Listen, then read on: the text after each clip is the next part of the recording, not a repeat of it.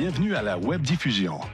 N'hésitez pas à poser vos questions lors de la présentation en les inscrivant dans l'espace prévu à cet effet. Nous vous souhaitons une bonne webdiffusion.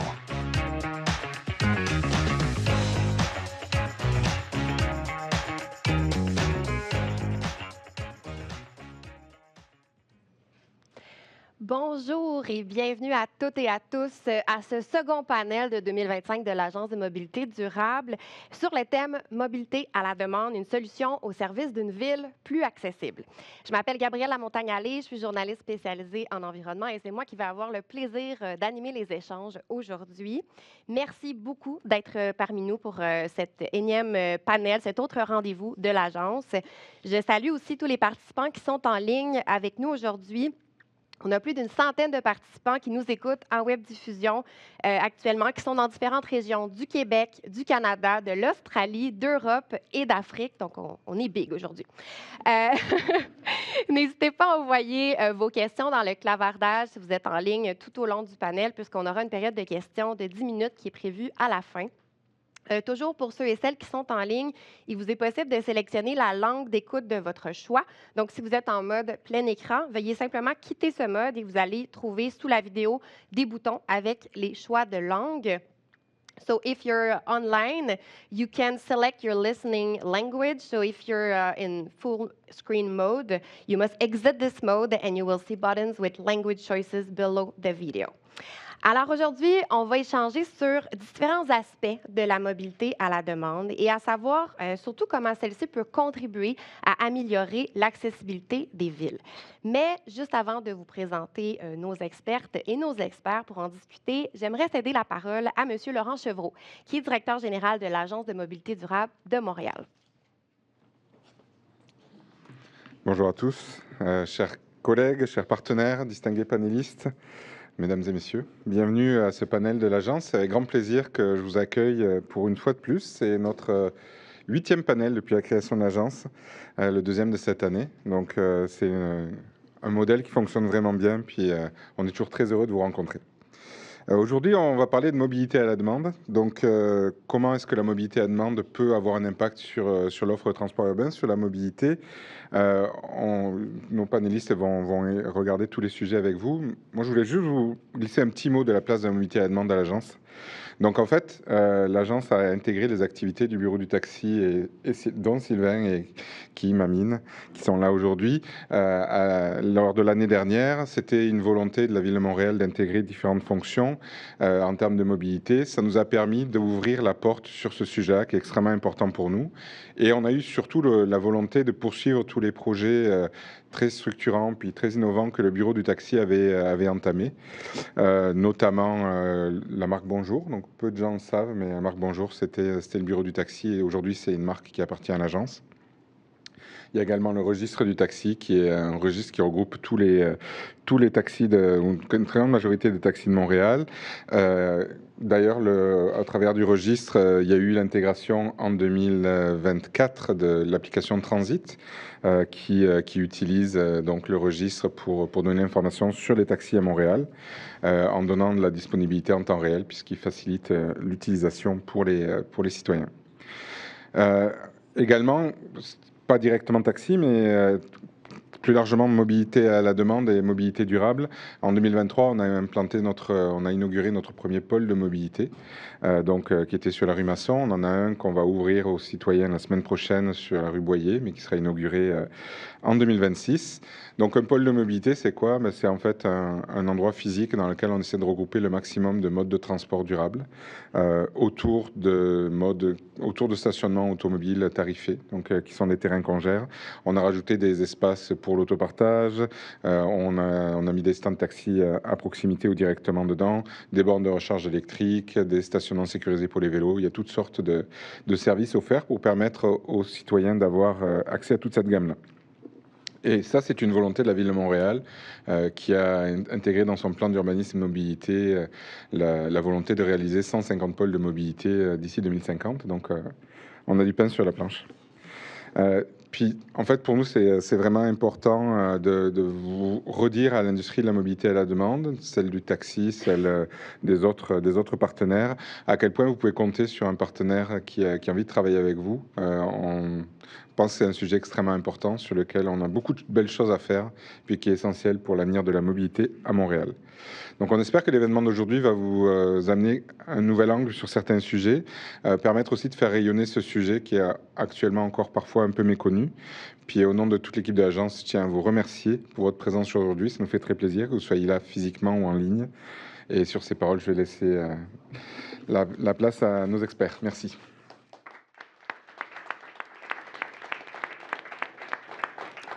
Merci beaucoup, Laurent, pour cette introduction. Alors, pour la 8e édition de son panel, l'Agence a décidé de réunir 5 expertes et experts du Canada, d'Europe et d'Afrique pour échanger sur l'évolution de la mobilité à la demande, son potentiel, ses impacts sociaux et économiques et aussi sa capacité à répondre à un défi majeur et complexe de la mobilité qui est l'équité. Donc, je vous les présente sans plus tarder en partant de mon extrême gauche, Primaël Marie Sodonon, qui est président directeur général de IGWE. Expert international en innovation des mobilités urbaines et en transformation numérique des systèmes de transport informel, il a fondé IGWE, une solution d'information aux voyageurs adaptée aux réalités du transport artisanal en Afrique. Chercheur et doctorant à l'ETS Montréal, il s'intéresse aux raisons et aux façons dont les gens adoptent des nouvelles technologies pour se déplacer en ville. Alors, Primaël Marie, bonjour. Bonjour. Merci d'être là. Ensuite, je vous présente Lydia Signor, qui est chef du département de mobilité multimodale pour l'Union internationale des transports publics, qu'on rejoint depuis Bruxelles. Avant de prendre la responsabilité du nouveau département de mobilité multimodale de l'UITP, elle a acquis une expérience professionnelle en France, au Pérou et au Maroc. Elle possède également une expertise précieuse dans la coordination des parties prenantes et dans la gestion des projets européens, en plus d'être diplômée en planification et conception de la mobilité urbaine. Bonjour Lydia. Bonjour à tous. Ensuite, je vous présente Isabelle Ducharme, qui est présidente du conseil d'administration de Kéroul. Forte de plus de 30 ans d'engagement pour l'avancement de l'accessibilité, elle siège sur plusieurs comités consultatifs liés au transport, au tourisme et aux politiques publiques. Elle contribue aussi à l'élaboration de normes en accessibilité au Canada et à l'international. Bonjour Isabelle. Bonjour. Ensuite, on le rejoint à Paris. Il s'agit de Grégory Ducongé, qui est président-directeur général de Vulog. Avec plus de 20 ans d'expérience dans le secteur de la mobilité, il est passionné par la création de solutions de mobilité partagées, durables, inclusives et rentables, qui profitent aux personnes, aux communautés et à la planète. En tant que PDG de Vulog, il dirige une équipe d'une centaine d'experts et d'expertes dans 10 pays pour rendre les villes plus intelligentes et plus écologiques. Bonjour Grégory. Bonjour. Et finalement, à ma gauche, Sylvain Tousignan, directeur de la mobilité à la demande à l'Agence de mobilité durable de Montréal. Fort de plus de 20 ans d'expérience en gestion du changement et en service public, il possède une vaste expertise et une connaissance approfondie des réalités et des enjeux liés à la mobilité à la demande. Parmi ses réalisations, le lancement de l'image de marque Bonjour, dont on parlait à l'instant, pour les taxis montréalais, et la gestion de la création et la mise en œuvre du registre des taxis. Bonjour Sylvain. Bonjour. Alors, merci beaucoup à vous cinq d'avoir accepté l'invitation aujourd'hui. On est très heureux de vous avoir parmi nous.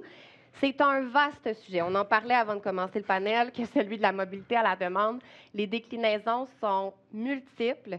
Et évidemment, aujourd'hui, on aura seulement le temps de faire un survol de toutes les possibilités qu'offre la mobilité à la demande, qui sont des alternatives au transport traditionnel, si on peut le résumer ainsi. Donc, justement, pour bien cerner le sujet, est-ce que vous pourriez nous dire à tour de rôle, dans un premier temps, là, dans votre perspective, à quoi ça fait référence, cette notion de mobilité à la demande, et en quoi elle se distingue du transport public traditionnel?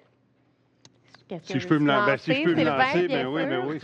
La mobilité à la demande, c'est plusieurs modes de transport qui complètent, justement, qui sont complémentaires au transport public, on les décrit comme étant flexibles, qui répondent aux besoins des gens, mais aussi qu'on peut commander de plus en plus par application, des fois par téléphone. Puis de quoi on parle quand on parle de transport à la demande? On parle souvent de taxi, de limousine. On parle des véhicules de transport avec chauffeur comme Uber et aussi Lyft.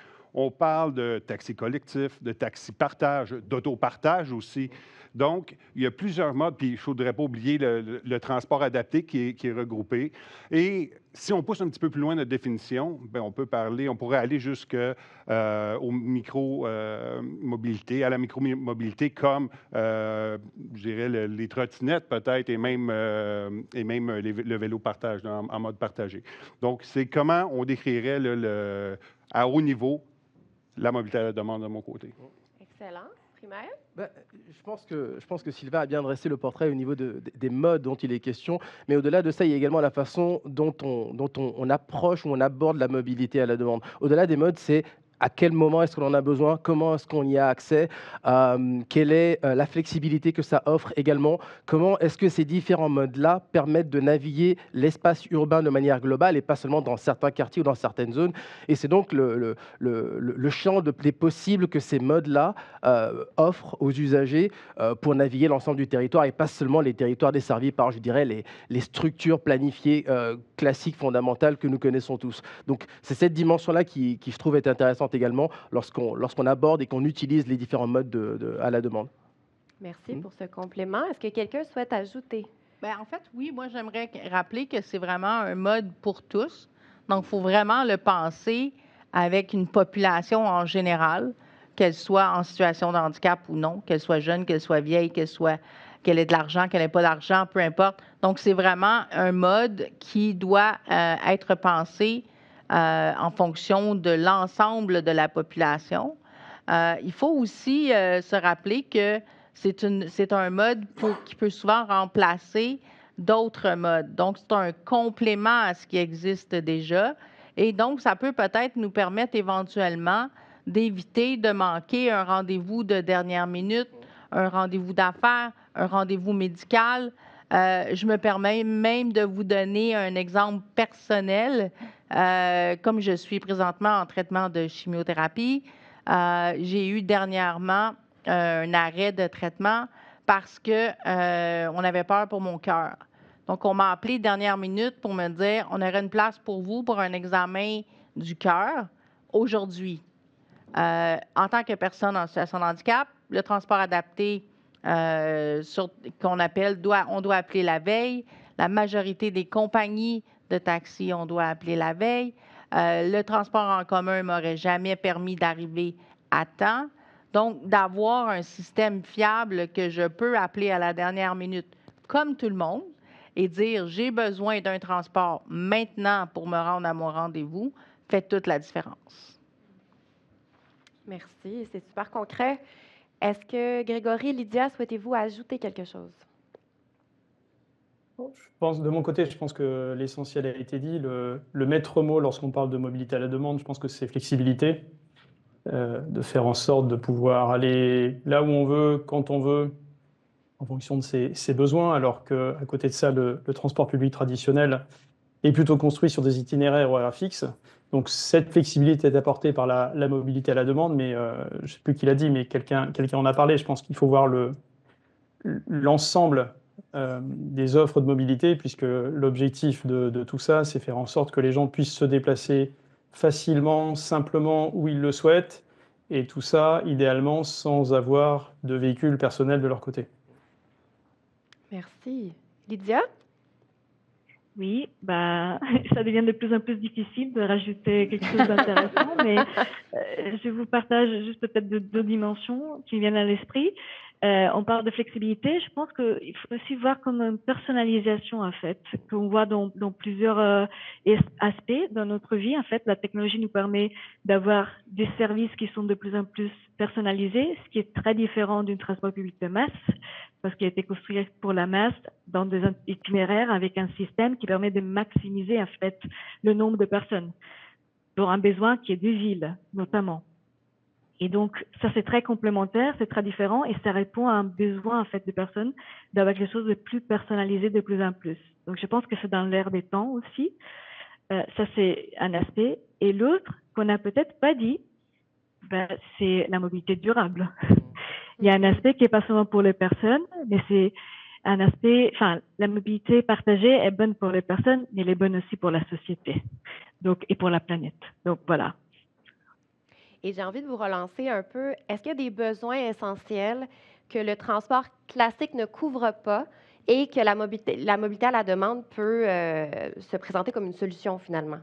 Ou devrait, plutôt, quand on y réfléchit? À vous, Lydia, oui.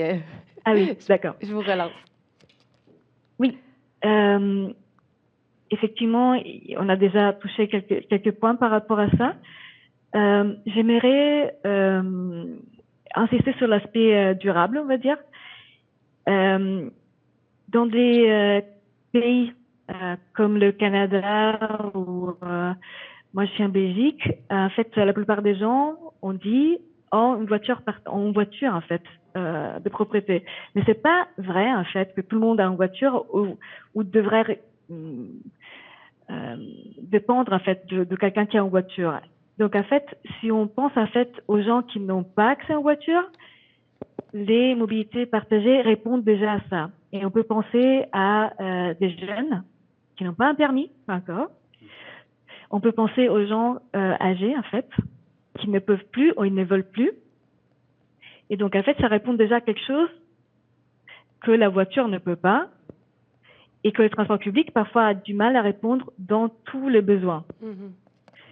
Et en plus de ça, en fait, comment on utilise de plus en plus la mobilité partagée, c'est un complément. Ce qui veut dire qu'en fait, on s'adresse aux gens qui ont une voiture et on leur propose un bouquet de services pour leur dire, en fait, vos besoins vont trouver satisfaction dans l'utilisation plus raisonnée, peut-être, du transport public, du vélo et des mobilités partagées. Mm-hmm. Et donc, c'est beaucoup de besoins différents dans des territoires différents, pas seulement au centre-ville, mais aussi de plus en plus dans des zones moins denses. Donc ça, on le voit de plus en plus. Oui, on le voit d'ailleurs au Québec. Exo fait plusieurs tests, projets pilotes de ce côté-là. Sylvain, est-ce que vous souhaitez ajouter quelque chose? Ajouter à ce qui est dit, on a parlé de flexibilité. Je n'irai pas plus loin de ce côté-là. Par contre, j'aimerais parler de sécurité aussi. La mobilité à la demande fait en sorte que si on utilise le transport, quand je dis sécurité, là, je parle de la mobilité, pas juste de la clientèle. Ce que je veux dire par là, c'est que si on utilise le transport public, donc le transport en commun, un autobus, et on a à revenir chez nous pour différentes raisons. On a des enfants, pour revenir rapidement. Bien, la mobilité à la demande peut faire en sorte qu'on est là rapidement. Si on a besoin de se rendre à un rendez-vous, Isabelle l'a mentionné tout à l'heure, puis qu'on est un peu tard, bien, la mobilité à la demande est là. Donc ça, c'est important. Et ça fait en sorte, au bout de la ligne, qu'on diminue l'utilisation cette sécurité-là, on diminue l'utilisation des véhicules solos. Et là, je rejoins ce que Lydia a mentionné tout à l'heure. Donc, il y a un réel potentiel de réduire la dépendance à la voiture en utilisant ce complément-là. Absolument. Bien, surtout en ayant un bon système avec une synergie entre l'ensemble des systèmes, oui. Mm-hmm. Une question pour vous, Isabelle. On vient justement de parler un peu de cette notion d'équité parce qu'il y a plein de franges de la population qui n'ont tout simplement pas accès à un véhicule ou même un permis de conduire. Comment la mobilité à la demande peut devenir un levier d'accessibilité, que ce soit pour répondre aux besoins de populations vulnérables, des personnes âgées, on l'a nommé, à mobilité réduite, à faible revenu. À quoi il faut penser avec ce levier-là? Bien, je pense que déjà, il faut arrêter de penser juste à la mobilité dans les grandes villes. Il y a tellement encore plus de difficultés dans les petites communautés où même l'accès à un transport en commun, l'accès à un transport adapté, tout ça est limité pour la population en général, mais particulièrement pour les gens plus vulnérables, les personnes âgées, les personnes handicapées, etc. Une autre chose à laquelle on ne pense pas parfois, c'est que si un véhicule vient me chercher, on parlait tantôt de la marque Bonjour. Pour moi, elle est tellement importante dans le sentiment de je sais que la personne qui vient me chercher a été formée, comprend mes besoins. Pour les gens de l'international et peut-être même du Canada, la marque Bonjour, c'est quand vous arrivez à Montréal, il y a un branding, je cherche le mot français, une marque donc qui s'appelle Bonjour et donc le véhicule a marqué un beau bonjour en grosses lettres sur sa portière. Et donc, c'est facile de se sentir en sécurité pour des personnes qui, de façon générale, sont un peu insécures, que ce soit une personne âgée, une personne qui est sur le spectre de l'autisme ou autre. J'ai un petit bémol sur, on a une grande tendance aux applications mobiles et c'est très pratique pour beaucoup de gens. Mais il ne faut pas oublier que les personnes âgées, les personnes à faible revenu n'ont peut-être pas accès à un téléphone ou à un ordinateur ou à une tablette ou ne comprennent pas le fonctionnement. Fait qu'il va toujours falloir qu'il y ait une option téléphone, qu'il y ait une option autre que juste les applications mobiles, quoique moi, je m'en sers avec bonheur. Et finalement, la dernière chose que je ne voudrais pas qu'on oublie non plus, c'est l'importance de la formation pour tous. Donc, pas juste les chauffeurs de véhicules adaptés, mais tous les chauffeurs. Toute personne qui va conduire quelqu'un devrait avoir une sensibilisation au fait qu'une personne âgée peut prendre un taxi régulier, peut prendre un véhicule qui n'a pas nécessairement une rampe d'accès.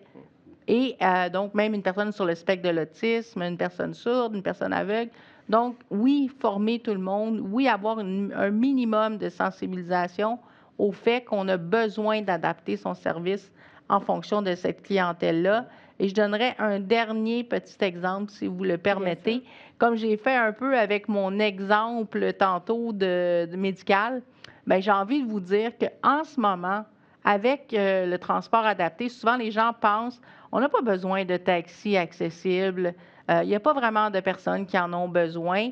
Mais par exemple, un couple qui utilise tous les deux le service de transport adapté en ce moment, donc un service qu'on réserve 24 heures à l'avance, etc., et qui voudrait fêter leur 50e anniversaire de couple et voudrait aller au restaurant ensemble, pourraient se voir envoyer 2 véhicules différents parce qu'ils ont des numéros d'usagers différents à l'aller et au retour. Quel bonheur que de partir pour un rendez-vous galant, mais dans 2 véhicules séparés et pas nécessairement à la même heure. Donc, voilà. Merci Isabelle. Primaël, est-ce que vous souhaitez ajouter quelque chose sur ce levier d'accessibilité? Oui, absolument. Je suis très sensible à l'anecdote qu'Isabelle vient de raconter, parce que dans une autre vie, j'étais moi-même à la répartition d'une société de taxi de transport adapté, donc je sympathise avec cette situation. Mais oui, la dimension sécuritaire et de formation m'interpelle directement, parce que le transport à la demande, tel qu'il est pratiqué dans la grande majorité des métropoles africaines, je pense que ces 2 dimensions-là sont les dimensions qui font défaut. Le temps est excessivement court pour expliquer un peu le contexte, mais la mobilité à la demande est un élément central de la mobilité africaine. Et donc, les dimensions effectivement de sécurité, de formation, d'encadrement aux différentes clientèle, qu'elles soient des personnes vulnérables, des femmes, des familles avec enfants, des personnes âgées, etc. C'est quelque chose qui assurément nous manque, et puis je suis content qu'on en parle aujourd'hui, parce que c'est au-delà des modes, au-delà de la technologie, au-delà de la capacité à utiliser la technologie, qui est un sujet qui me préoccupe énormément. Tous ces éléments-là sont effectivement des choses que nous devons réfléchir à la fois sur le continent, mais également je pense qu'ici aussi, on a encore pas mal de travail à faire pour aller de l'avant par rapport à ça. Donc je sympathise à la fois avec Isabelle et également avec Sylvain, parce qu'on a des beaux défis à relever ensemble par rapport à ça. Certainement. Sur le plan opérationnel, j'aimerais savoir, et je vous regarde Grégory pour cette question tout d'abord, en quoi et comment est-ce que la mobilité à la demande devrait ou peut s'intégrer dans une offre traditionnelle, donc un réseau existant de transport en commun?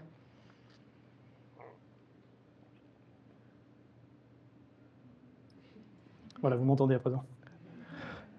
C'est un point absolument fondamental, effectivement, si on veut transformer à terme la mobilité. Alors, on voit des avancées assez considérables sur le sujet, notamment grâce à la digitalisation et la numérisation de la mobilité. Alors, ça va passer avant tout par l'interopérabilité des systèmes, donc des API qui sont ouvertes, des données qui sont standardisées. Il y a beaucoup de choses qui sont faites dans ce sens-là en ce moment, sur la normalisation justement des données afin d'avoir une meilleure intégration.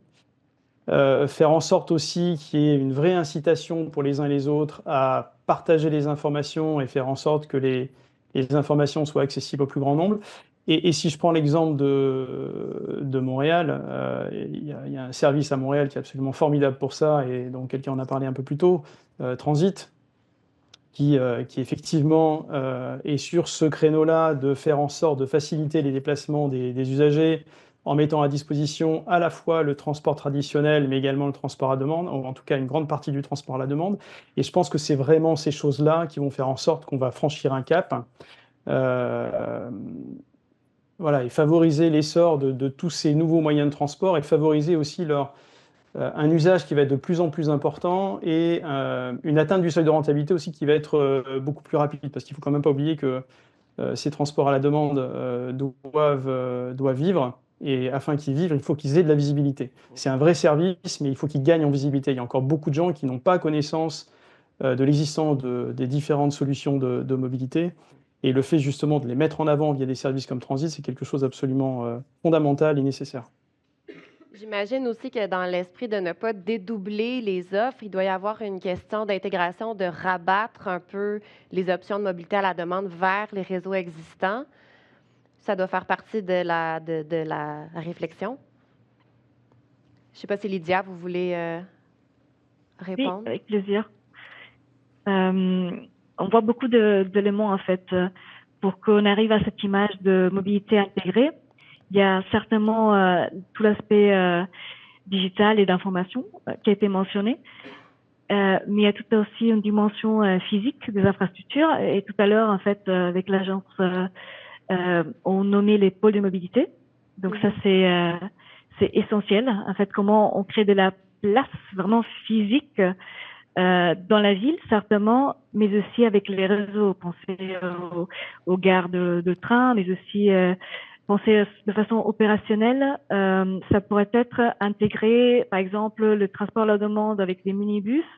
À Montréal, je pense qu'il y a pas encore, mais dans plein de villes, on commence à le voir. Et donc, intégrer en fait l'accès de ces minibus, de ces vannes au dépôt des bus, un accès aux chargeurs électriques. Ça peut être dans la rue, comme dans les pôles de mobilité, par exemple, mais ça peut être aussi dans d'autres espaces du réseau de transport. Donc, c'est une mutualisation des ressources, en fait. Donc, c'est vraiment une intégration à plein de niveaux opérationnels. Et il y a une intégration au niveau planification, si on veut, de la conception des services. Et c'est là, en fait, comment on va créer l'intermodalité pour que les gens, quand ils ont besoin, en fait, ils puissent combiner ces différents modes de transport.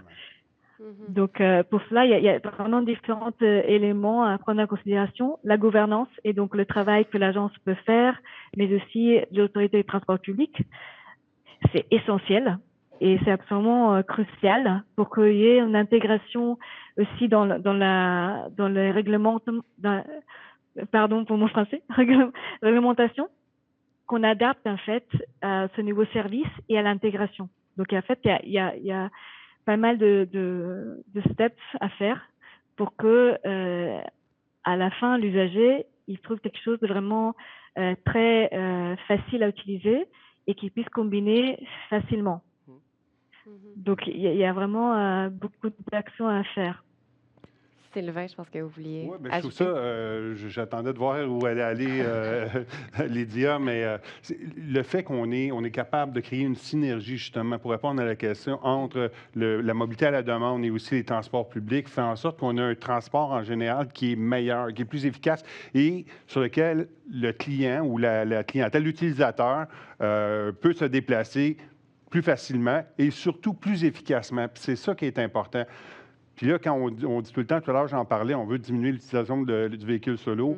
Bien, moi, dans mon cas, si je prends je prends différents modes pour arriver au travail et que ce n'est pas l'auto solo, ça va me prendre 35 minutes de moins actuellement que si j'y vais avec un véhicule.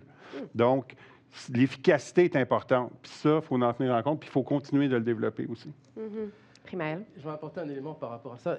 J'aime qu'on parle de mode et qu'on parle de cas d'utilisation parce que il existe tellement d'autres modes associés à la mobilité à la demande qu'on connaît dans les pays du Sud émergents, qu'on ne connaît pas ici et puis qui ont un potentiel de complémentarité formidable. Lydia a parlé des minibus il y a un instant. Je pense que le minibus est le mode de transport roi en Afrique subsaharienne. Il n'y a personne qui gère, personne qui opère, personne qui connaît la réalité et la performance des minibus comme les subsahariens. C'est hallucinant. Et donc, clairement, il y a dans ce mode-là une opportunité et un potentiel qui est absolument, je dirais, dont on peut s'inspirer ici et qui peut être mis à contribution. Il y a des modes qu'on a vu apparaître en Asie du Sud-Est qui se retrouvent en Afrique également, comme les tricycles motorisés électriques. Ça, c'est le genre de choses qui est extrêmement flexible, de petite taille, extrêmement malléable, manipulable aussi. Donc ça, c'est une invitation que je fais à regarder à ce qui se fait un peu partout et à ce qu'on peut intégrer, bon, évidemment, contextualiser à notre réalité. Mais voilà, c'est le petit complément que je voulais apporter qui, je pense, peut avoir une pertinence. Merci beaucoup. On arrive à l'inévitable question du financement.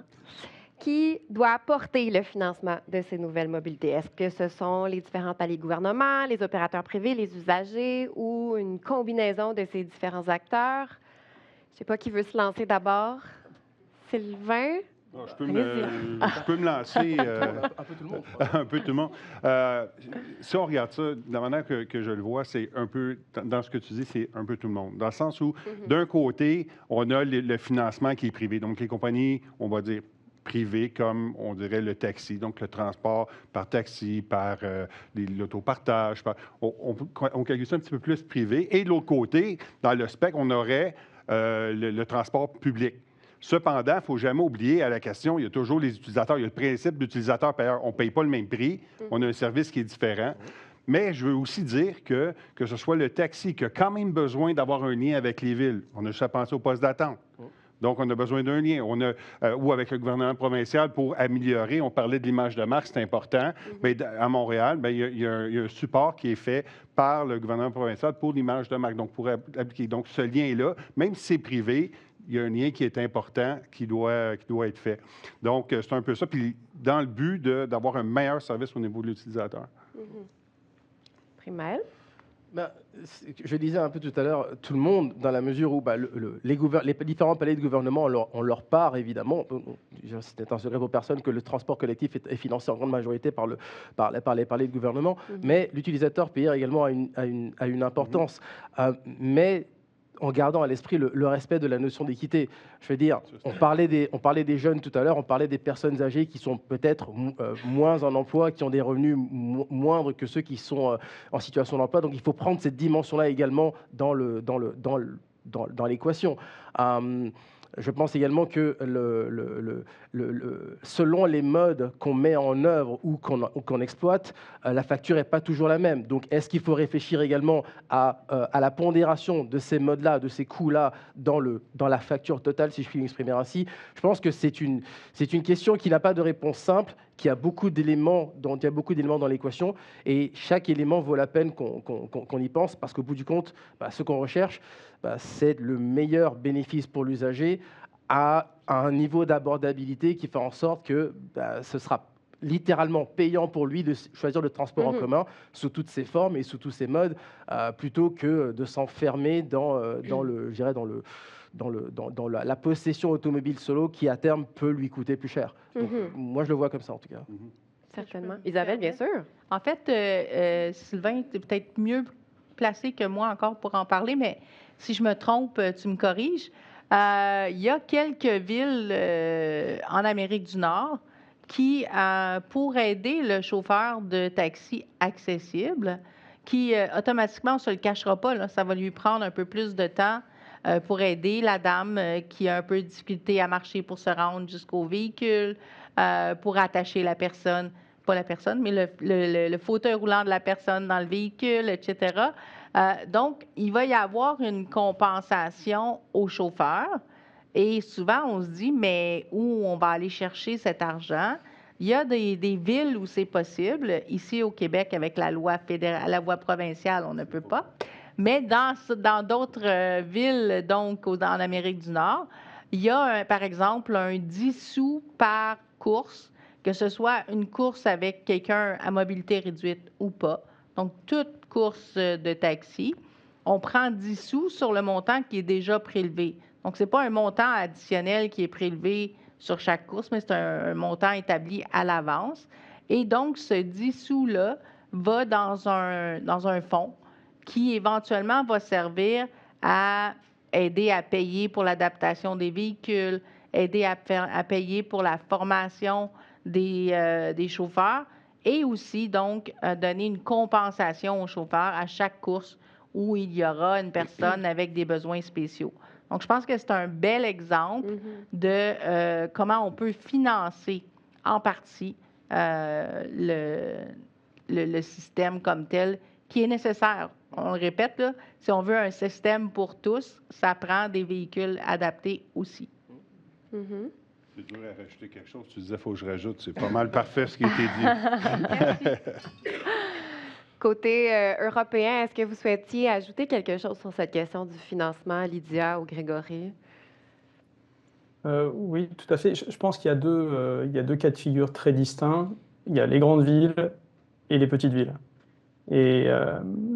Et je pense qu'on peut pas avoir une approche qui est la même entre une grande ville et une petite ville. D'une façon générale, moi, pour les grandes villes, j'ai une optique qui est peut-être pas partagée par tout le monde, mais je pense que si on veut avoir des systèmes de transport à la demande et de transport en général qui soient efficaces et qui soient pérennes dans le temps, il faut faire en sorte qu'ils ne soient pas subventionnés par les gouvernements, parce que les subventions, ça dure un temps, mais le jour où il n'y a plus de subventions, qu'est-ce qui se passe? Il n'y a plus de services. Donc je pense qu'il faut arriver à trouver les bons business models pour faire en sorte que les services à la demande, dans les grandes villes en tout cas, fonctionnent sans subvention, donc il y a des business models rentables. Après, lorsqu'on parle des villes de taille moyenne, petites villes, la situation est totalement différente, parce qu'on parle ici de l'équivalent d'un service public, hein. En général, le transport à la demande vient même remplacer le transport collectif. Donc c'est un aspect totalement différent, mais en tout cas dans les grandes villes, je pense qu'il faut faire en sorte d'éviter de trop subventionner le transport à la demande pour faire en sorte d'avoir des business qui tournent seuls et qui durent dans le temps, parce que c'est la pire des choses, c'est que les gens s'habituent à un transport à la demande et que ce transport à la demande du jour au lendemain disparaisse. Et là, qu'est-ce qui se passe? Les gens reviennent à la voiture individuelle et en général, une fois que c'est arrivé, ils ont du mal à faire demi-tour. Et si je peux intervenir là-dessus, c'est très intéressant comme point de vue parce que si on va dans la mobilité urbaine africaine subsaharienne, la place du gouvernement et du financement du gouvernement est extrêmement faible. Ces opérations-là sont autofinancées, évidemment, souvent dans l'informel, et c'est donc les individus, les auto-entrepreneurs eux-mêmes, qui vont eux-mêmes financer leurs opérations. Et je ne vous cache pas qu'à la fin, les marges sont extrêmement faibles, les revenus sont extrêmement faibles, mais c'est ce qui existe, c'est ce qu'il y a, et c'est un peu la manière organique, auto-structurée qui a apparu dans les 60 dernières années pour que les uns et les autres, les citoyens, puissent quand même bénéficier de transport urbain. Donc ce cas de figure-là où on sent fortement l'absence du gouvernement, c'est un peu la réalité, c'est un peu la norme, et puis on s'en accommode, on fonctionne avec. C'est justement ce qui fait qu'il y a du manque à gagner, qui ne permet pas l'amélioration du parc automobile, la formation dont on parlait tout à l'heure, etc., etc. Donc ça, c'est peut-être l'un des grands défis de la mobilité urbaine africaine structurée de cette manière-là. Et donc, mon point est que ça se fait, ça existe, c'est extrêmement difficile, mais comme on l'a dit il y a un instant, le défi est de trouver le bon modèle d'affaires pour à la fois permettre aux opérateurs d'exercer leur métier et en même temps aux usagers de participer financièrement à l'existence d'un service qui leur bénéficie. Merci beaucoup. Et si je puis me permettre juste un dernier point, Oui. je pense que le point aussi également extrêmement important lorsqu'on parle des gouvernements et potentiellement de leur contribution financière, je pense qu'au-delà de la contribution financière, ce qui est extrêmement important, c'est que les gouvernements mettent en place des systèmes qui favorisent l'implantation de services de transport à la demande et favorisent l'usage. Donc on est plus dans l'incitation de trouver les bons cliquets pour faire en sorte que, d'une part, ces services viennent dans la ville, ces services puissent se développer de façon rentable pour faire en sorte qu'ils aient une activité pérenne. Intéressant. Et on l'a effleuré tout à l'heure, mais cette question de la technologie, comment est-ce qu'on peut tirer profit des innovations numériques, applications, données en temps réel? Vous êtes plusieurs à travailler sur des plateformes de ce genre-là, tout en garantissant l'inclusion des citoyennes, des citoyens qui sont moins connectés, différents segments de la population, notamment les personnes âgées qui vont potentiellement être moins à l'aise avec ces innovations-là. J'aimerais vous entendre là-dessus, peut-être tout d'abord, Grégory.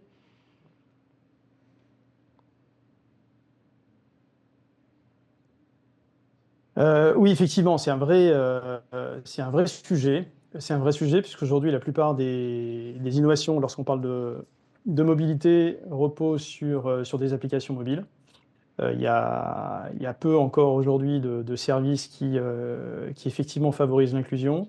Alors en Europe, dans un certain nombre de pays maintenant, on a sur les applications mobiles, notamment de mobilité, des systèmes pour favoriser l'usage de ces services pour les personnes qui ont des problèmes pour des problèmes de vue, pas les malvoyants, mais des gens qui ont des problèmes de vue.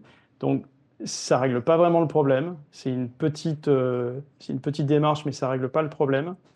On voit quand même beaucoup de choses qui tournent autour encore de la voix. Donc finalement, donner la capacité d'utiliser des services de mobilité en appelant un numéro de téléphone. Mais il faut avouer qu'aujourd'hui, d'une façon générale, on est quand même très très en retard là-dessus. Primaël, ben, vous misez aussi sur ces innovations numériques. Beaucoup, mais ce qui est intéressant dans le cas dont je représente, c'est que alors que les enjeux de littératie numérique sont forts, notamment ici ou en Amérique du Nord ou en Europe, surtout auprès d'une population plus âgée qui a moins l'habitude de ces choses-là, le contexte africain est intéressant parce que la population est extrêmement jeune, dynamique et connectée. Du coup, on est un peu je prends un peu le contre-pied de la situation parce que on parle d'un continent, 1,4 milliard de personnes, dont 80% à moins de 40 ans. Et croyez-moi, dont la digitalisation s'effectue à vitesse grand V. Et donc, c'est drôle parce que cette question-là de la numérisation est un gros accélérateur pour l'accès à la mobilité, à la demande sur le continent. Mais par contre, ça vient quand même avec des enjeux de littératie numérique ou d'infrastructures technologiques permettant de soutenir ça. Mais ça, c'est une autre problématique. Mais l'accès et le recours à ces solutions-là se portent de mieux en mieux sur le continent. Mais c'est justement ce qui motive notre démarche chez Igwe. Et donc, c'est un levier d'accélération très intéressant pour ce type de mobilité-là. Après, pour ce qui est du contexte local, je ne sais pas, peut-être Sylvain, si vous voulez intervenir ou nous offrir des pistes de réflexion par rapport à ça. Nous, si on regarde de notre côté, merci pour la question, mais si on regarde de notre côté, on travaille avec le registre du taxi de Montréal et ce qu'on a toujours dit, on a des datas qui proviennent des véhicules à toutes les 5 secondes qui rentrent dans nos systèmes. Mais qu'est-ce qu'on fait avec?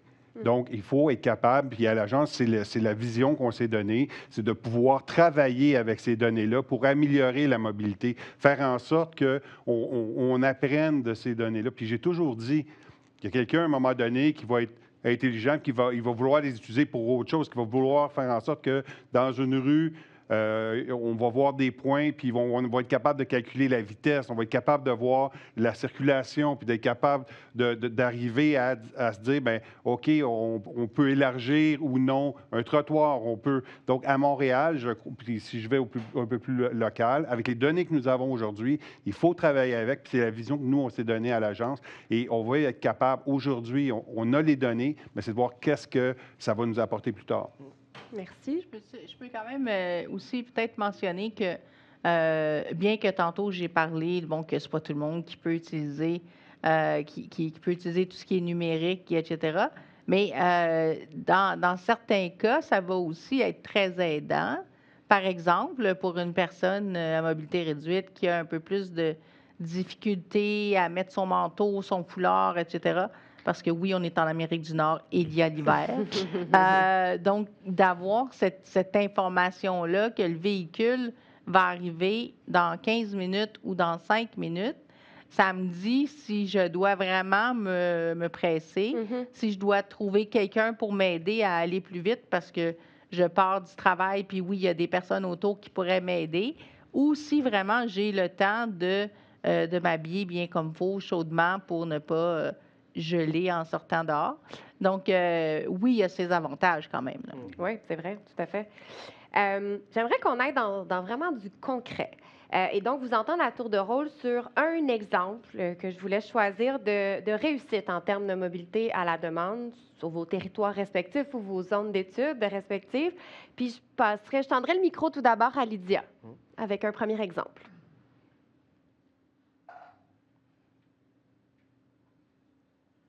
Oui, je pense que maintenant vous m'entendez.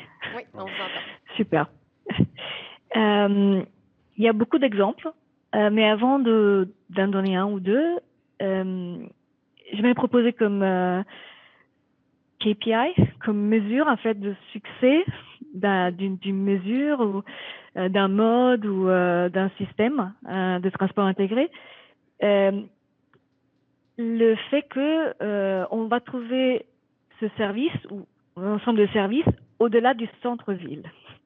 On l'a mentionné plusieurs fois, mais je pense que quand on commence à voir la mobilité partagée au-delà des centres-villes, c'est un bon signe, parce que ça montre qu'il y a un succès côté demande, qui n'est pas seulement au centre-ville. Ça montre qu'il y a peut-être un succès derrière de justement des conditions entre les secteurs publics et privés, qui est un échange financier ou pas. On a créé les conditions, différentes choses, pour que ces mobilités partagées puissent arriver au-delà du centre-ville. Donc, quand on prend ça un peu comme mesure, ou en tout cas un signe de succès, je pense que je peux prendre deux exemples, il y en a plein, de deux services en particulier. Un, c'est en Europe, on l'appelle beaucoup Demand Responsive Transport. Bon, vu sur la demande. Mais je pense qu'aux États-Unis, on préfère microtransit. Mais en tout cas, c'est un service de transport à la mobilité qui, on voit se développer de plus en plus au niveau régional. Vraiment, pas être quelque chose sur un espace ponctuel, mais qui couvre l'ensemble d'une région autour de la ville. Ça demande beaucoup d'investissement de la part des acteurs impliqués. Et on le voit de plus en plus avec une gouvernance qui est locale, qui est régionale, toute une sorte d'acteurs autour qui permettent une qualité de service. Un exemple, en Allemagne, on en voit pas mal émerger et je vais vous en donner un. Ça s'appelle Sprinti et ça vient de Hannover, centre de Allemagne. Mais en fait, ça couvre tout l'espace autour de la ville de Hannover. Je pense que c'est un très bon exemple. Et deuxième, si je me permets, quand en fait, si on parlait de la micromobilité à un moment, quand on commence à voir qu'il y a des services qui, pareil, vont au-delà du centre-ville, et même il y a des communautés, enfin des municipalités autour de la grande ville qui se rajoutent et ça devient une dimension à nouveau régionale, ça aussi c'est un très bon exemple. Je peux mentionner la zone de Bilbao en Espagne, mais à nouveau en Allemagne, c'est le cas, etc. Donc voilà, je vous propose ce critère et j'ai hâte d'entendre des autres. Merci beaucoup, Lydia. Qu'est-ce que quelqu'un veut se lancer avec un autre exemple? Primaël? On parlait du minibus tout à l'heure, qui était peut-être le mode roi dans le transport à la demande en Afrique subsaharienne. Il y a eu plusieurs initiatives de jumeler ou d'appliquer ce qu'on appelle les SIG, les systèmes d'information géographique, donc tout ce qui est les bases de données cartographiques, avec les réseaux de minibus informels, en fait. Donc, une manière de numériser la cartographie et les lignes de transport informel, parce que l'idée était de se dire, c'est pas parce que c'est informel ou que c'est local ou que c'est organique que ça peut pas être structuré, parce que ces véhicules-là ont des lignes, ont des axes, etc., etc. Et donc, ce qui a été intéressant, c'est que plusieurs initiatives ont été faites en ce sens, notamment une au Kenya qui s'appelle Digital Matatus. Le Matatu, c'est le nom donné au minibus, où en fait, une cartographie des lignes a été produite de manière à ce qu'on puisse se repérer dans l'espace et qu'on puisse établir véritablement le suivi, le tracé des différentes lignes de minibus existants, comme une manière de réconcilier l'informel mais en même temps de produire de l'information géographique pour les utilisateurs, à la fois pour les locaux ou pour les personnes, des personnes en visite. Et donc, c'est une manière de démontrer qu'un mode à la demande comme le minibus informel urbain peut quand même faire l'objet d'une structuration. Ce n'est pas parce que c'est informel, ce n'est pas parce que c'est artisanal qu'on ne peut pas y mettre de la structure de l'organisation et que ça ne peut pas être reconnu comme étant un mode plein et entier de transport. Et c'est un peu, ma conclusion par rapport à ça. Et le changement de paradigme que l'on vit aujourd'hui sur le continent, où là où la mobilité à la demande informelle avait été longtemps considérée comme étant une approche un peu, je dirais pas arriérée, mais peut-être moins, moins structurée ou moins structurante, le paradigme est en train de changer, où aujourd'hui on s'approche d'une professionnalisation, d'une professionnalisation, d'une numérisation, et même en fait on redonne leur lettre de noblesse à des mécanismes, à des structures, à des méthodes de mobilité qui ne l'avaient pas par le passé, mais qui aujourd'hui on les accepte et on les reconnaît à leur pleine et entière valeur comme étant la structure de la mobilité africaine. Donc je pense qu'on est dans une bonne direction et ce genre d'initiative-là me conforte en ce sens. Intéressant. Est-ce que je peux me permettre Isabelle, un dernier petit exemple? Oui. En fait, Kéroul a travaillé avec une compagnie de taxi, Théo Taxi, ici à Montréal, parce qu'on le sait, la plupart des gens, quand on pense à une personne handicapée ou une personne en situation de handicap, automatiquement, on pense à la personne en fauteuil roulant. Mais il faut penser plus large, bien sûr. Hein? Il y a des gens avec des ambulateurs, des gens avec une canne, il y a une multitude de réalités. Mais aussi, l'autre stéréotype, je dirais, c'est qu'on pense qu'une personne handicapée, automatiquement, reste à la maison, va peut-être, si elle est chanceuse, avoir un peu de visite, va être dans un centre d'hébergement ou autre. Alors, en faisant le test avec Théo Taxi sur une période de 3 à 6 mois, on a évalué, donc, si on met un service de taxi accessible, disponible 24 heures sur 24, 7 jours sur 7, est-ce qu'il va être utilisé? Donc, on a eu la chance qu'ils ont investi un montant pour compenser les chauffeurs et pour que ça puisse se faire.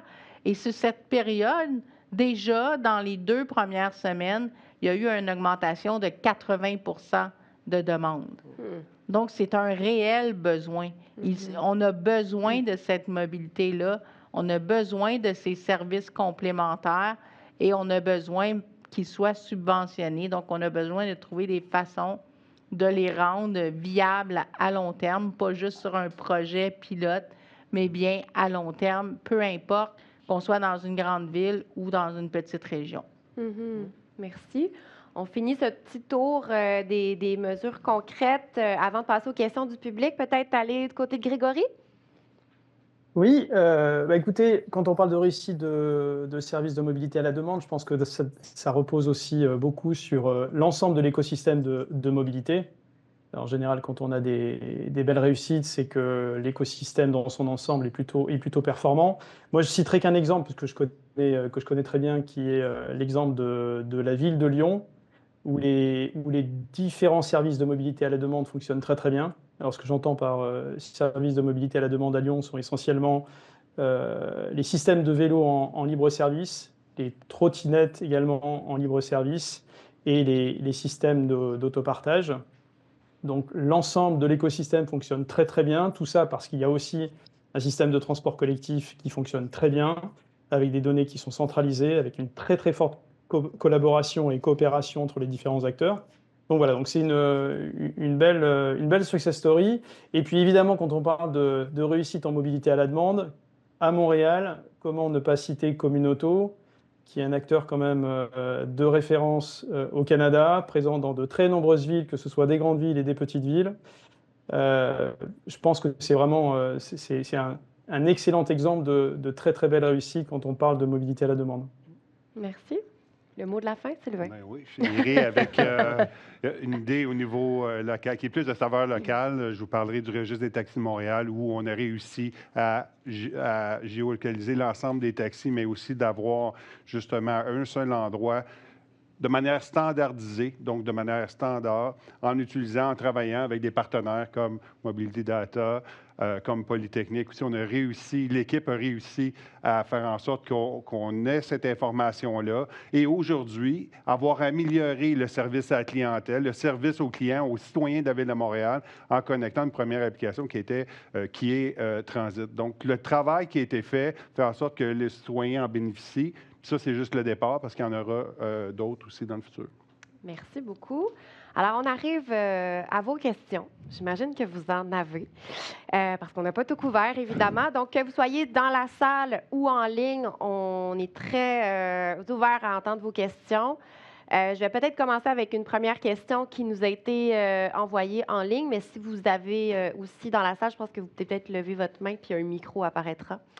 Donc, considérant que la mobilité à la demande s'inscrit dans un mix de modes disponibles qui est souvent employé lorsque d'autres modes sont moins pratiques pour un trajet donné, quelles sont les meilleures pratiques dans le monde actuellement pour faciliter le paiement de ces services en harmonie avec ces autres modes utilisés plus régulièrement? Est-ce qu'il y a des exemples d'intégration qui ont eu du succès? Est-ce que j'ai une personne qui veut se lancer sur cette longue question? Je pense que là, on tombe dans ce qu'on appelle communément la mobilité en tant que service, donc le panier de l'offre fédérée, accessible et pour laquelle l'utilisateur peut payer de manière, je dirais, de manière intégrée, complète. De ce que je sais qu'il y a beaucoup de territoires, beaucoup de régions qui travaillent là-dessus, qui travaillent ce genre de projet-là. Je ne sais pas si c'est quelque chose je pense que c'est difficile de trouver un exemple où ça soit complètement intégré et où tout le monde ait réussi à solutionner cette équation-là. Peut-être que Sylvain, tu t'y connais plus que moi par rapport à ça, mais je sais que beaucoup l'ont fait. Est-ce qu'on a trouvé la recette gagnante pour cela? À ma connaissance, on cherche encore. Sylvain, est-ce que je me trompe ou ici à Montréal, les gens qui ont une carte mensuelle pour le transport en commun peuvent aussi payer pour le vélo Bixi? C'est ça, hein? C'est possible. C'est une façon, c'est simple, c'est juste deux services qui sont reliés, mais c'est un bon départ. Après, c'est l'harmonisation de tous les modes. Absolument. Ouais. Il y a des modes qui débutent, il y a cette vision-là qui est très présente, je dirais un peu partout à travers le monde dans les différents systèmes.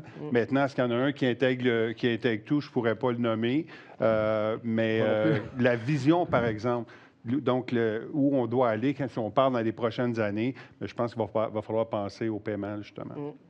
Merci à tous les deux. Il y a eu beaucoup d'initiatives, effectivement, beaucoup de projets de ce type-là qui ont été lancés notamment en Europe. Bon, malheureusement, à ma connaissance, il n'y en a pas un seul qui a vraiment réussi à trouver quelque chose qui fonctionne véritablement. Mais la vraie question, c'est est-ce que c'est vraiment indispensable? Je ne suis pas persuadé aujourd'hui que ce soit le point véritablement bloquant pour faire en sorte que les gens adoptent plus la mobilité à la demande et finalement abandonnent le véhicule. C'est une question ouverte, je n'ai pas la réponse, mais je ne suis pas convaincu que ce soit effectivement le nerf de la guerre. Ça prendra un autre panel pour y répondre. Est-ce que j'avais une question? Ah oui, allez-y Lydia, puis ensuite on prendra une autre question. À rajouter un peu à pourquoi c'est complexe en fait, de répondre à cette question, c'est qu'il y a plusieurs dimensions en fait. Est-ce qu'on est en train de dire comment on paye? Donc, si on paye avec une carte bleue ou autrement, avec Google Pay, j'en sais rien. Donc c'est la façon, la technologie qu'on utilise pour payer? Est-ce que c'est que ça? Alors du coup, dans le transport public, il y a eu plein d'innovations avec justement qu'on puisse accéder avec une carte, mais ça demande beaucoup d'investissement pour changer les systèmes physiques en place. Est-ce que c'est ça ou est-ce que c'est plutôt l'intégration tarifaire? Donc le prix en fait qu'on va payer, c'est pas du tout la même dimension, ça n'implique pas du tout les mêmes dimensions. Cela dit, il y a eu plein d'innovations aussi qui mélangent plein de niveaux différents. Et notamment, est-ce qu'on ne serait pas intéressant de payer à la fin du mois? Est-ce que ce ne serait pas intéressant d'intégrer les prix dans d'autres dépenses? Donc, il y a pas mal d'innovations. Mais il y a beaucoup aussi de complexité pour répondre à cette question. Et donc, oui, vivement un autre panel. Merci beaucoup, Lydia. Alors, je pense qu'on a une question dans la salle. Oui, peut-être un peu champ gauche, la question. On n'a pas parlé de cargo ou de colis ou quoi que ce soit. Et je comprends parce que c'est peut-être pas dans le mandat de l'agence, mais avec le nombre de camions de livraison, de voitures de livraison, des Uber qui livrent des restaurants et après vont chercher des passagers, est-ce qu'il y a des endroits qui ont réussi à commencer à réfléchir justement à une meilleure intégration entre la mobilité des personnes et la mobilité des marchandises en même temps et de faire une meilleure intégration de ces deux choses-là pour optimiser l'utilisation des véhicules sur le réseau, éventuellement baisser le nombre de véhicules sur la route? La seule chose que je peux vous dire, actuellement, on disait, vous avez dit d'entrée de jeu, c'est peut-être pas on n'en a pas parlé, mais c'est pas parce que c'est pas un point important pour l'agence. Il y a plusieurs projets au niveau de l'agence à ce sujet-là. Puis nous, on veut justement faire en sorte, on travaille pour faire en sorte que les livraisons soient meilleures, plus efficaces à travers nous, on parle de la Ville de Montréal, là, ici. Donc, ça, c'est le cas. Y a-t-il des projets à travers le monde, là, de ton côté? C'est une question qui me fait sourire parce que j'ai envie de dire que ce problème-là, on l'a réglé tellement que c'est devenu une nuisance. Dans la mesure où si vous regardez les véhicules qui circulent dans les métropoles africaines, elles sont pleines de passagers, elles sont pleines de marchandises, dessus, dedans, jusqu'à un point où c'est devenu un enjeu de sécurité routière et de sécurité publique.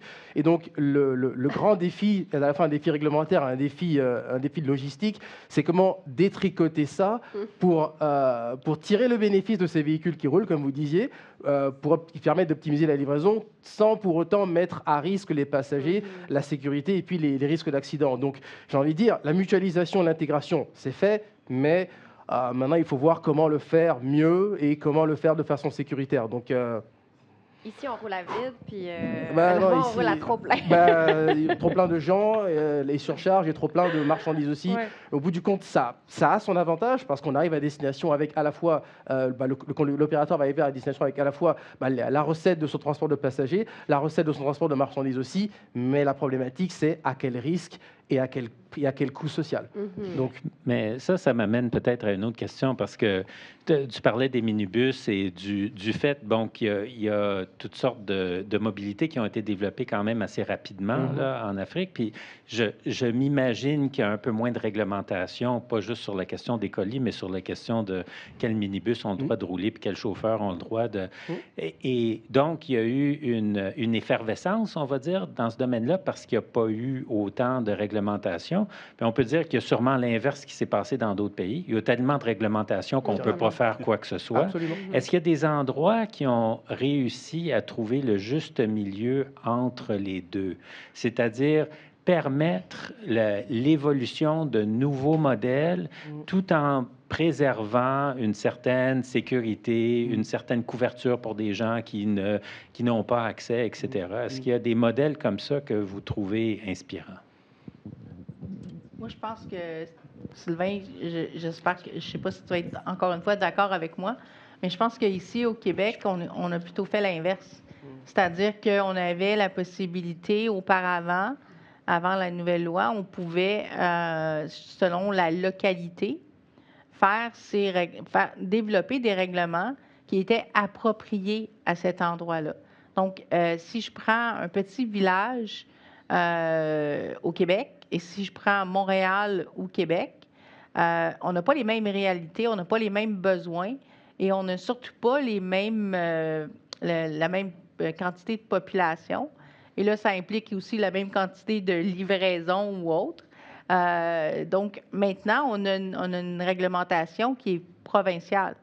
Donc, on ne peut plus s'adapter en fonction de nos réalités respectives. On doit y aller dans le sens d'une globalité québécoise. Donc, ça nous a enlevé beaucoup de leviers sur des choses qu'on aurait pu faire pour aider les petits endroits et pour aider les plus grandes villes comme Montréal et Québec.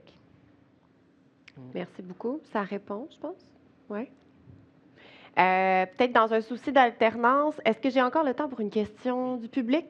Oui, j'ai le droit, super. Donc, dans la conception des réseaux, on devrait sans doute assurer qu'il y ait de la redondance dans les services pour augmenter leur robustesse et éviter qu'une interruption sur un segment de réseau ne prenne tous les usagers en otage. Il faut aussi considérer la dépendance à un trajet ou à un mode. Qu'en pensez-vous? Il y a plusieurs questions dedans. Sous-question dans la question. Moi, je suggère qu'on demande aux gens qui sont, aux deux personnes qui sont loin de nous, mais près de nos cœurs, qui répondent en premier, parce que là, on prend le plancher parce qu'on est là. Mais qu'avez-vous à dire en direct de vos écrans?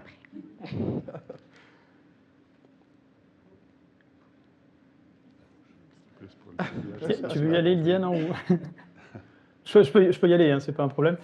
Bon, bah, la redondance, enfin, faire en sorte que les services soient fiables, c'est un peu la base. Enfin, on parle de la base. À partir du moment où vous avez des services sur lesquels vous pouvez pas compter, ça pose évidemment problème et ça remet en question le fait de leur utilisation au quotidien. Alors, des problèmes peuvent arriver effectivement, mais en tant qu'opérateur, vous devez mettre tout en œuvre pour faire en sorte que ce genre de situation n'arrive pas ou arrive que très très rarement, en mettant effectivement en place des solutions de redondance.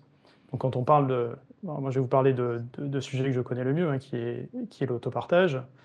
Redondance dans l'autopartage, ça veut dire que lorsque vous avez éventuellement un opérateur de téléphonie qui a un problème de réseau, il faut que vous puissiez basculer sur un second réseau pour faire en sorte que le service continue à tourner pour les usagers qui utilisent votre service. Et si ça ne bascule pas sur un réseau, faire en sorte qu'ils puissent utiliser le service via des technologies type Bluetooth. Mais voilà, au final, ce que vous voulez, c'est faire en sorte que l'usager ne soit pas du tout impacté par les problèmes techniques que vous pouvez rencontrer. J'aimerais rajouter... Oui, allez-y, Lydia. Oui. Il y a certainement la redondance à l'intérieur d'un mode, d'un système. Faire en sorte que s'il y a une interruption, il y a un autre moyen, certainement. Peut-être que la dimension à laquelle j'aimerais qu'on regarde, c'est la multimodalité. Justement, on se disait, avec plusieurs mobilités partagées et à la demande, transport de masse, mais aussi les vélos, la marche à pied, pourquoi pas. En fait, on a un système très complexe qui donne beaucoup de choix. Et de plus, ces solutions sont intégrées et on peut leur faire confiance, pas seulement au centre-ville, mais au-delà, en fait. Ça permet, en fait, de basculer sur un mode ou un autre quand il y a une interruption. Ça augmente la résilience, ce niveau de multimode. Comment? Ça augmente la résilience du réseau. Exactement, du système. Et on le voit, clairement, on commence à le voir de plus en plus. Aussi à Montréal, j'ai entendu, quand il y a un problème sur le transport public, parce que ça arrive, c'est un transport public de masse, ça transporte beaucoup de gens, donc c'est difficile de le remplacer. On ne peut pas le remplacer, en fait. Mais ce qu'on voit, c'est qu'en fait, avec plusieurs types de mobilité à la demande, par exemple Bixi, mais aussi Commuto et d'autres, on voit qu'en fait, les gens basculent vers un autre système. Ils sortent aussi leur propre vélo, hein, ils marchent plus. Donc en fait, ça donne vraiment une résilience et d'autres choix aux gens. Donc c'est super important. Merci beaucoup.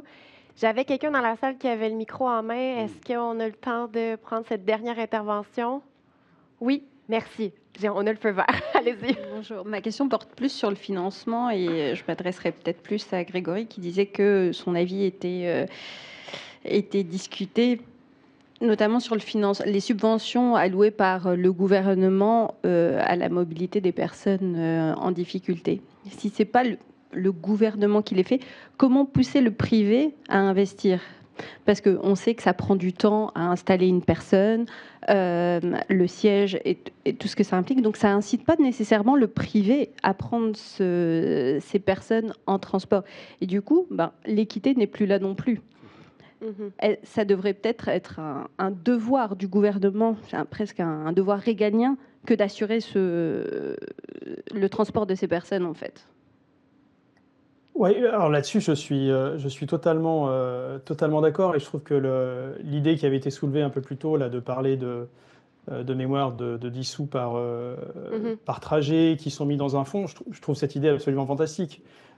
Et ça devrait être appliqué à tous les modes de transport, justement, pour faire en sorte de favoriser les solutions beaucoup plus inclusives. Pour moi, quand on parle d'inclusion, je vois deux choses. C'est effectivement les personnes en situation de handicap, mais également des personnes qui ont des revenus très très faibles.